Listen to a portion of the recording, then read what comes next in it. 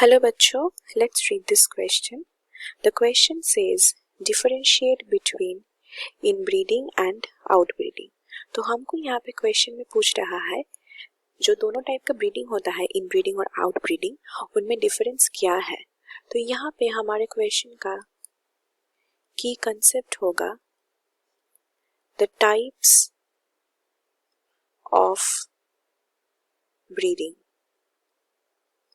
और यहाँ पे ब्रीडिंग क्या है? Breeding is the mating between organisms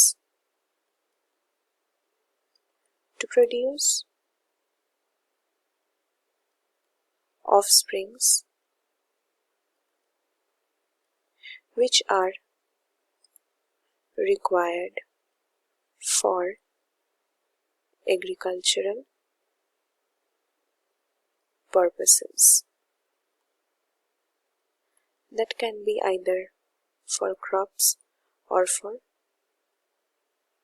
raising livestock.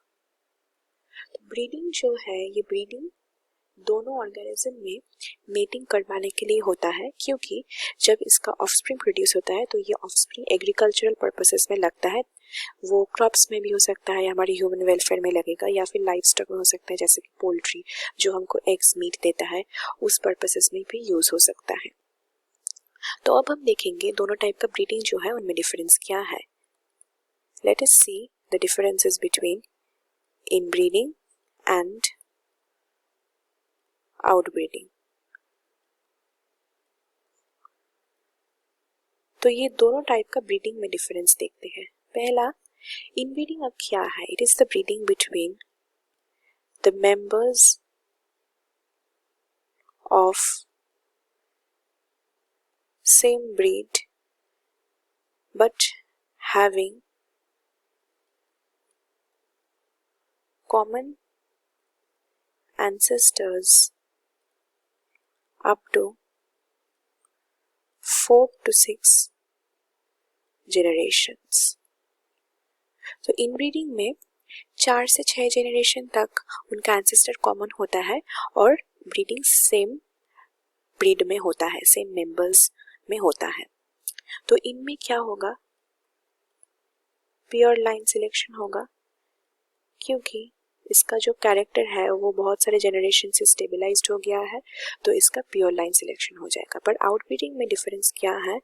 यहाँ पे ब्रीडिंग जो होता है ये होता है between members of same breed, पर एक डिफरेंस क्या है इसमें? They do not have common ancestors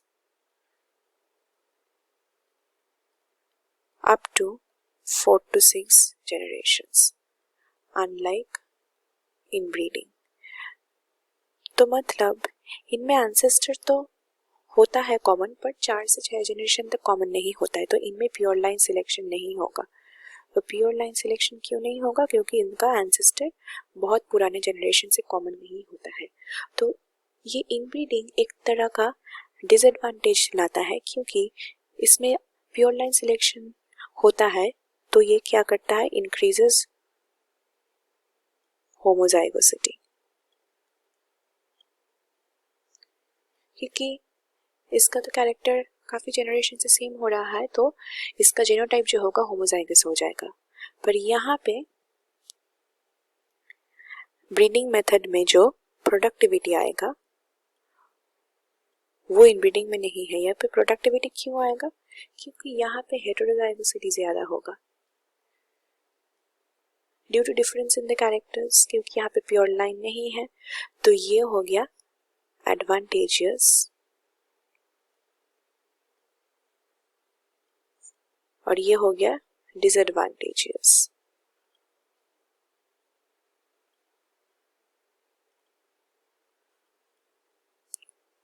तो ये है differences between inbreeding and outbreeding.